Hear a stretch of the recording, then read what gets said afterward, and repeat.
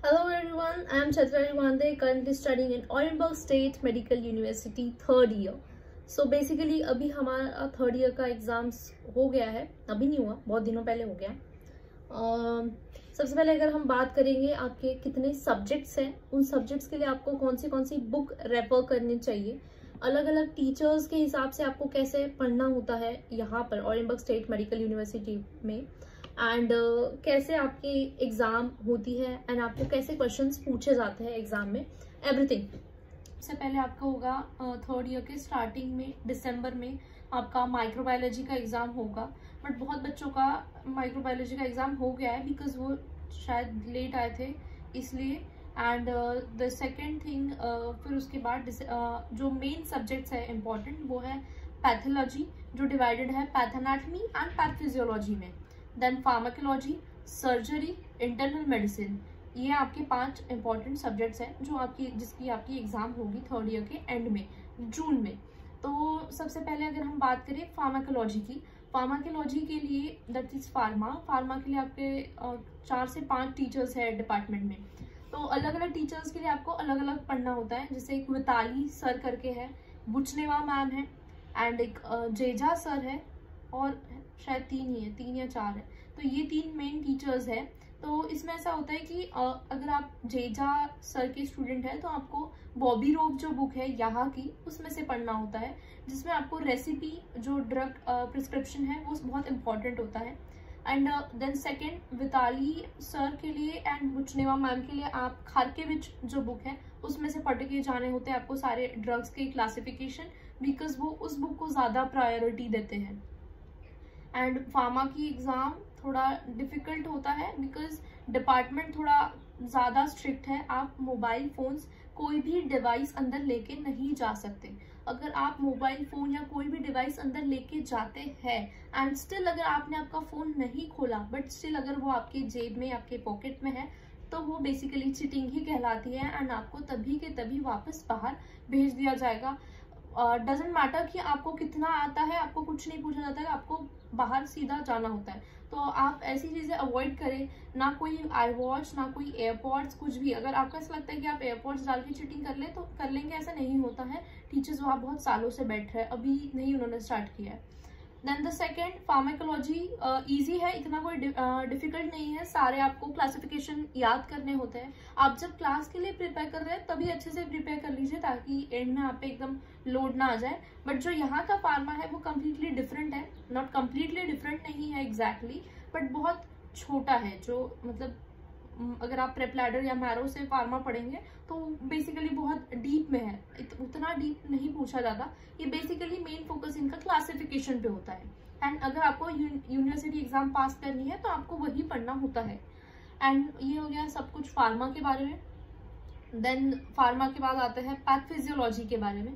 Pathophysiology के शायद 2 या 3 टीचर्स हैं, जिसमें से एक बहुत अच्छी टीचर है, शायद उनका नाम सारीचेवा या सीरचेवा करके कुछ है, जो सच में अच्छी टीचर्स है। वो बहुत अच्छा लेक्चर लेती है। अगर आप उनकी लेक्चर ध्यान से सुनेंगे देखेंगे तो आपको कम्प्लीटली अंडरस्टैंडिंग होगी पूरे टॉपिक की।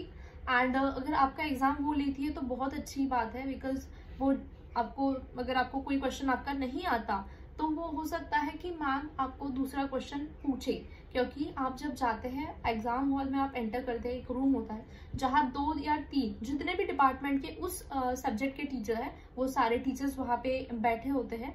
एंड आपको ऐसे एक टेबल पे उनकी असिस्टेंट बैठी होती है, आप अपना वेरिएंट पिक करते हैं। वेरिएंट मतलब टिकट, मतलब जिसमें क्वेश्चंस लिखे होते हैं, सारे उल्टे रखे होते हैं, उसमें से आप एक उठाते हैं एंड उसमें 2 क्वेश्चंस लिखे होते हैं। जैसे पैथोफिजियोलॉजी में 2 क्वेश्चंस लिखे होंगे और थर्ड एक होगा हीमोग्राम आपको सॉल्व करना होता है कि कैसे इस पेशेंट को आपने आइडेंटिफाई किया कि यही डिजीज है, उसका आपको रीजन बताना होता है, उसको सॉल्व करना होता है। तो बेसिकली ऐसे 10-10-10 30 मार्क का एग्जाम होता है, हर क्वेश्चन 10 मार्क्स का होता है। तो वहाँ आप जाके एक्सप्लेन करते हैं। पैथोफिजियोलॉजी थोड़ा बहुत ज़्यादा वास्ट है, बहुत ज़्यादा पढ़ने के लिए बहुत सारे क्वेश्चन है पैथोफिजियोलॉजी के। तो आपको बहुत जल्दी स्टार्ट करना होता है ताकि आपको जल्दी रिकॉल हो। जिन लोगों को जल्दी रिकॉल नहीं होता या जिनको जल्दी याद नहीं होता वो उतना जल्दी पढ़ना स्टार्ट करें। एकदम एग्जाम के एंड पे ना करें, ताकि आप बहुत ज़्यादा फिर प्रेशराइज हो जाते हैं, बहुत ज़्यादा तब हो जाता है। इसलिए आप पहले ही पढ़ के रखें, बिकॉज आपको एग्जाम टाइम पे सिर्फ रिवाइज करने का टाइम होता है, आप तब पढ़ना स्टार्ट नहीं कर सकते। एंड पैथोफिजियोलॉजी के टीचर्स एक ही अच्छी है, बाकी के सारे ठीक है, कोई बुरे नहीं है बट ठीक ही है। एंड देन बात अगर हम दूसरे सब्जेक्ट की अगर हम बात करें, जैसे पैथ एनाटमी की, पैथ एनाटमी में सबसे अच्छे टीचर है वासिलेविच सर, जो बहुत अच्छा पढ़ाते हैं, जेन्युइनली पढ़ाते हैं। अगर आपने कुछ पूछो, कोई डाउट पूछो, तो वो बहुत अच्छी तरीके से आपके डाउट एक्सप्लेन करते हैं। अगर आपको उनकी क्लास में अच्छे से पढ़ के जाना है एंड अच्छे मार्क्स चाहिए, आप हर्ष मोहन पढ़ के जाइए। बट हर्ष मोहन भी स्टिल सारी का सारा जो वो पूछेंगे, बिकॉज वो काफ़ी हाई लेवल के क्वेश्चंस पूछते हैं एंड बहुत टफ क्लास होती है उनकी। आप मतलब उनकी क्लास के लिए पढ़ के जाना इज लाइक एग्जाम की तरह आप पढ़ के जाते हैं, और बहुत ज़्यादा क्रॉस क्वेश्चनिंग करते हैं, आपको सामने जाना होता है, आपको सामने बुलाया जाता है, रोल नंबर वाइज भी होता है। कभी कभी अचानक से सर सीरीज भी चेंज कर देते हैं। लाइक आप इमेजिन करोगे, ठीक है इसके बाद अनेमिया आता है, मुझे अभी अनेमिया का क्वेश्चन पूछा जाएगा, एंड सडनली आप वो दूसरे बच्चे को बुला के कोई और क्वेश्चन पूछ लेंगे। तो आप क्लास के लिए बहुत अच्छे से प्रिपेयर करके जाते हो, तो इसलिए आपको पैथ एनाटमी का एग्जाम बहुत इजी लगता है। एंड एग्जाम वो काफी लीनियंटली लेते हैं, एंड क्रॉस क्वेश्चनिंग अच्छे से होती है, मतलब आपको क्वेश्चन कोई और आता है एंड वो सडनली आपको कोई और क्वेश्चन पूछ सकते हैं, इसे कहा जाता है कि क्रॉस क्वेश्चनिंग हो रही है। एंड वो पैथ एनाटमी बेसिकली ईजी है, सबसे डिफिकल्ट है स्लाइड्स आइडेंटिफाई करना। पैथ एनाटमी में मुझे क्वेश्चन आया, मेरा वेरिएंट 1 था। ऐसे वेरिएंट ऐसे सारे रखे होते हैं, आपको ध्यान से देखना होता है कि आपको कौन सा वेरिएंट उठाना है। आप वेरिएंट के ऊपर से देख सकते हैं, यूजुअली ट्राई करो कि जब भी दिखे कि आप सिंगल डिजिट दिखता है आपको, कि वेरिएंट नंबर लिखा होता है ऐसे ऊपर उल्टा रखा होता है, स्टिल आपको कभी कभी विजिबल होता है, तो आप वो देखिए एंड सिंगल डिजिट वेरिएंट उठाने की कोशिश करें, बिकॉज पहले के जो क्वेश्चन होते हैं वो ईजी होते हैं। तो मुझे वेरिएंट 1 आया था, मुझे दिख नहीं रहा था ऊपर से कि वो 1 है क्या। स्टिल मैं हमेशा प्रेफर करती हूँ कि अंदर से पूरा बीच में से अंदर से छान के वेरिएंट निकालूं, बिकॉज आई थिंक वो लकी वेरिएंट होता है। तो अब मैंने वेरिएंट 1 था, मुझे बिल्कुल खुशी नहीं हुई कि मुझे वेरिएंट 1 था, बिकॉज मैं बहुत टफ के लिए प्रिपेयर थी कि कुछ भी क्वेश्चन आ जाए तो मैं आंसर कर दूंगी। तो वेरिएंट 1 में क्वेश्चन था कि पैथ एनाटमी की हिस्ट्री, पैथ एनाटमी के साइंटिस्ट एंड ऑल, और सेकेंड क्वेश्चन जो था वो था एथेरोस्क्लेरोसिस के बारे में, जिसमें आपको एथेरोस्क्लेरोसिस के बारे में सब कुछ बताना था। एंड जो स्लाइड थी वो थी स्टमक एडेनोकार्सिनोमा की, यस, जो वेरिएंट 1 में है वो। And then this was all over path anatomy. Path physiology का एग्जाम मुझे काफी डिफिकल्ट लगा, बिकॉज हमारा जो पातोक था, पातोक क्या होता है कि 3-4 ग्रुप एक साथ क्लासेस जिनकी लगती है उसे एक पातोक बोला जाता है। तो हमारे ग्रुप के साथ बहुत ज्यादा ज्यादती की गई, और हमारा सारे पेपर डिफिकल्ट वाले हमारे पहले थे। जैसे कि सबसे पहला पैथ एनाटमी हमारा ही पेपर था, एंड देन पैथ फिजियो भी सबसे पहला हमारा ही था। तो जैसे ऐसा होता है कि बाकी के बच्चे फिर पूछते हैं कैसा रहा एग्जाम, क्या पूछा, तो आपको एक बेसिकली आइडिया मिल जाता है कि कैसे एग्जाम हो रहा है, कैसे पढ़ना है, सब कुछ। बट ऐसा आइडिया हमें कुछ नहीं मिला, हमारी वजह से बाकियों को आइडिया मिला कि कैसे पूछा जा रहा है, कैसे एग्जाम हो रहा है। तो हमारा पैथ एनाटमी हो गया। देन द पैथ एनाटमी में मेरे आए 85, जो कि 5 नहीं होते, तो उसकी वजह से मैंने थोड़ा एक दिन मेरा ऐसे ही वेस्ट हो गया था। फिर मैंने लेट स्टार्ट किया पैथ फिजियोलॉजी रिवाइज करना, तो पैथ फिजियोलॉजी में मेरे सारा टॉपिक, सारे क्वेश्चन कवर अप नहीं हो पाए थे, तो उस वजह से मैंने 7 से 8 क्वेश्चन छोड़े थे। टोटल 193 क्वेश्चन है, जिसमें से मैंने 7 से 8 क्वेश्चन छोड़े थे। एंड जैसे कि मैं बहुत ज्यादा लकी हूँ, तो मुझे एग्जैक्टली 7 जो क्वेश्चन मैंने छोड़े थे उनमें से ही 2 क्वेश्चन आए थे।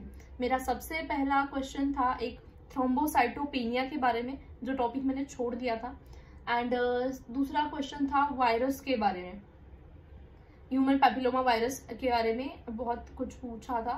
तो मैं पास हो गई, बहुत 4 मार्क्स से पास हो गई, बिकॉज समहाउ आई मैनेज। पहले जब आपको क्वेश्चन स्टिल अगर आपको नहीं आता, तो आपको 2 चीजें बिल्कुल भी नहीं करनी है। सबसे पहले चीटिंग या फोन बिल्कुल भी मत निकालिए, एंड कोशिश करें, जैसे मेरी एक फ्रेंड है, उसको आया था सबस्ट्रेट हाइपोक्सिया, तो basically you know what is substrate, you know what is hypoxia, तो आप बेसिकली एक आइडिया भी अगर आप आंसर करेंगे तो हो सकता है कि आपको टीचर पास कर दे। चीटिंग का ऑप्शन कभी भी नहीं होता, इसलिए बिल्कुल भी चीटिंग का मत करना। मैंने समहाउ आंसर मैनेज करके बता दिया था, मैं पास हो गई थी, एंड 4 मार्क्स से पास कर दिया था मुझे, बिकॉज मेरे बाकी के आंसर, दूसरा आंसर भी कोई बहुत अच्छा नहीं था, बिकॉज वो भी मुझे कोई बहुत अच्छे से नहीं आता था, बट मुझे बस थ्रोम्बोसाइटोपैथी का मीनिंग पता था कि क्या होता है, बिकॉज मैं मैम के सारे लेक्चर्स देख के गई थी। तो और उन्होंने मुझे कुछ क्रॉस क्वेश्चन पूछे थे, कैंसर कैसे होता है उसकी प्रोसेस एंड ऑल, उसके क्वेश्चन थे, एंड हीमोग्राम था। तो वो हो गया पैथोफिजियोलॉजी का एग्जाम, ठीक गया, बहुत अच्छा नहीं गया। उसके बाद पैथोफिजियो के बाद हमारा एग्जाम था फार्माकोलॉजी का।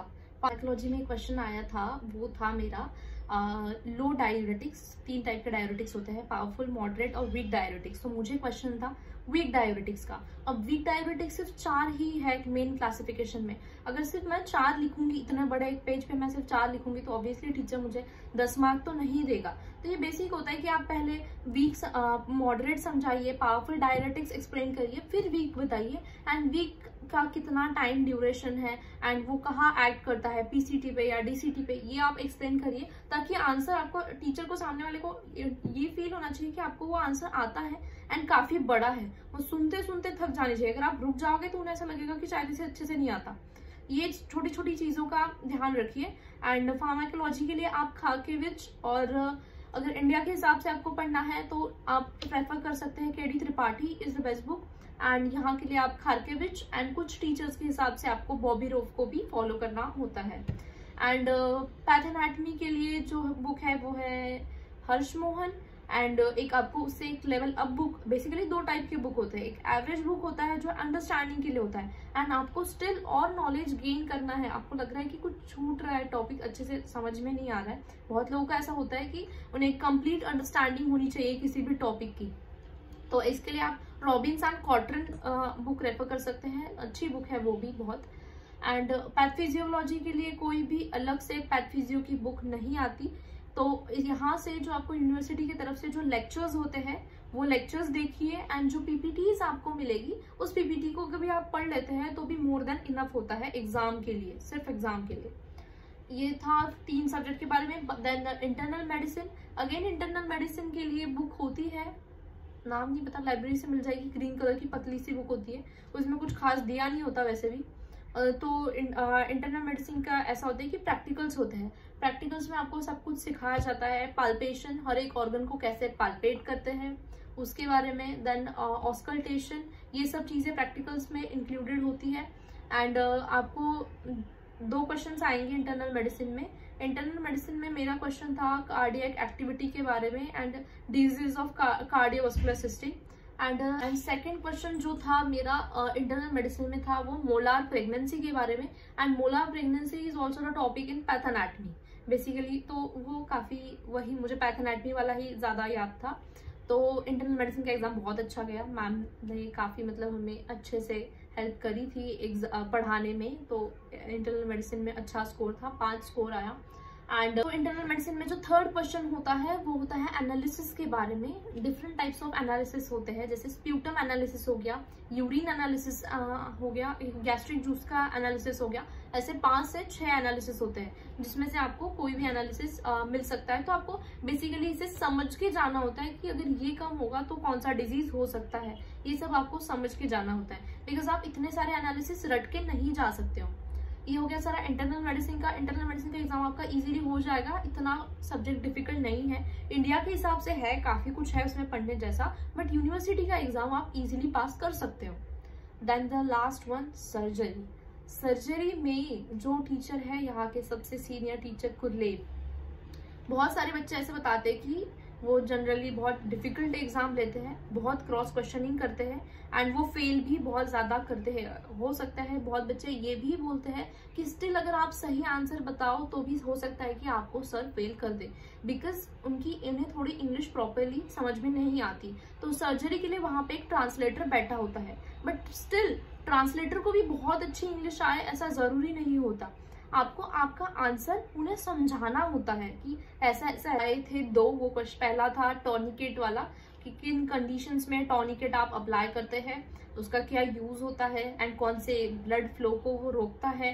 एंड सेकंड क्वेश्चन जो था वो था इन्फ्लेमेशन के चैप्टर से। तो बेसिकली जब आपको अलग अलग रूम होते हैं, उन रूम्स में अलग अलग टीचर्स बैठे होते हैं, एंड असिस्टेंट आती है, आपकी जांच बुक पिक करती है, एंड शी रैंडमली आपको अलग अलग टीचर के पास भेजती है। तो जब मेरा एग्ज़ाम आया, जब वो मैम मेरा जांचोत बुक ले गई, उस टाइम पे उन्होंने मुझे भेजा, तो वहाँ पे मुझे नहीं पता था कि वो कुरलेव सर है, इसलिए मुझे इतना डर नहीं लग रहा था। मैं खुश थी कि मुझे कुरलेव सर नहीं आए, थैंक गॉड करके।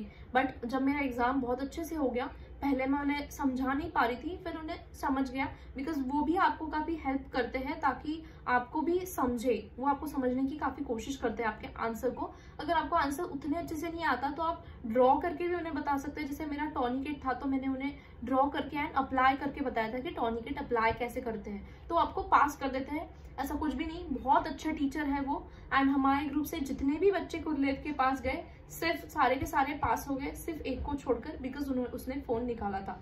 इसलिए एग्जाम में चीटिंग बिल्कुल भी मत करिए। अगर आप पढ़ के गए हैं, स्टिल आपको आंसर नहीं आता, बट फिर भी आप एट द एंड मैनेज कर लेंगे। एंड ये सर्जरी के बारे में बहुत आप सुनेंगे कि ऐसा एग्जाम होता है, वैसा एग्जाम होता है। ऐसा कुछ भी नहीं है, बहुत अच्छा एग्जाम होता है। अगर आपको आंसर आता है एंड आप आंसर इजीली बता दें तो आप बिल्कुल पास हो। एंड सर्जरी के लिए बुक्स आपको इंडिया के हिसाब से अगर हम देखें तो बेलीज एंड लव बेस्ट बुक होती है सर्जरी के लिए। एंड यहाँ के हिसाब से कुरलेव सर लेक्चर बुक की PDF आपको मिलेगी ड्राइव पर, तो आप उस बुक से पढ़िए, वो मोर देन इनफ है एग्जाम पास करने के लिए। तो ये सब था थर्ड ईयर के बारे में। एंड थर्ड ईयर के एग्जाम बहुत ज़्यादा टफ होता है, इसके लिए आपको काफ़ी पढ़ना होता है। एंड अब एग्ज़ाम कैसे होता है, किसी भी डिपार्टमेंट में आप जाएंगे तो आप जब उस रूम में एंटर करते हैं जहाँ एग्ज़ाम हो रहा है, तो उस सब्जेक्ट के जितने भी टीचर्स हैं वहाँ ऑलरेडी बैठे होते हैं।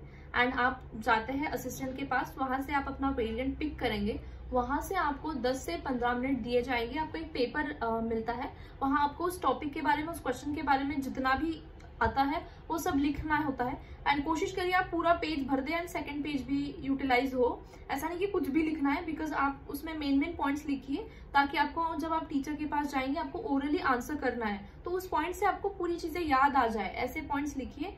एंड आपका जब लिख के हो जाएगा तो आपका जो भी टीचर है, जरूरी नहीं कि आपको आपका ही टीचर आए। जैसे पैथ एनाटॉमी का एग्जाम मेरा मैम ने लिया था, जबकि मेरे पैथ एनाटॉमी के टीचर वासिलेविच सर थे, तो वो उस टाइम पे कौन सा टीचर फ्री है उस पर डिपेंड है कि आपको कौन सा टीचर आएगा।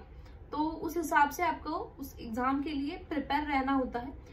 बाकी आप ये कर सकते हैं कि जिन ग्रुप्स के वो टीचर हैं उनको एक बार पूछ के रखिए। जैसे मैंने पूछ के रखा था कि अगर मैम आती है तो वो क्या, मतलब मेन चीज क्या पूछती है, तो वो किसी भी डिजीज की मैक्रोस्कोपी माइक्रोस्कोपी पे ज्यादा फोकस करती है, उन्हें एग्जैक्ट वही वर्ड्स चाहिए होते हैं। तो ये सब इम्पोर्टेंट चीज ये एग्जाम के लिए, ये सब देख लीजिए। एंड ऑल द बेस्ट उन सबको जो इस बार थर्ड ईयर में है। कुछ टिप्स जो आपको थर्ड ईयर में इम्पोर्टेंट है वो, सबसे पहले क्लास कोई भी मिस मत करिए, बिकॉज इससे रेटिंग काफी अफेक्ट होगी। जिन भी बच्चों की क्लासेस मिस करी है तो अतरा बोध का भी स्टिल आपको 5 मार्क्स नहीं मिलते, 4 ही मिलते हैं। इसलिए रेटिंग अपनी जितनी हो सके उतनी अच्छी रखिए। एंड टीचर के सामने आपको अच्छे से आंसर करना है, सेकेंड थिंग।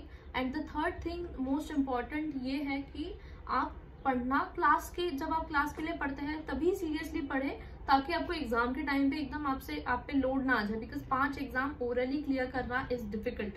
बट अगर आप अच्छे से पढ़ लेंगे तो हो जाएगा, इतना भी नहीं है बट स्टिल। ये सारे सब्जेक्ट्स होते हैं मेन, एंड ऐसा इनका एग्जाम्स होता है, एंड ऐसा ऐसे आपको पढ़ना है जो मैंने आपको इस वीडियो में बताया। होप कि आपको ये वीडियो हेल्पफुल रहा। सो अगर आपको हेल्पफुल रहा तो आप ये video like share and subscribe कर सकते हैं। So thank you for watching this video. Thank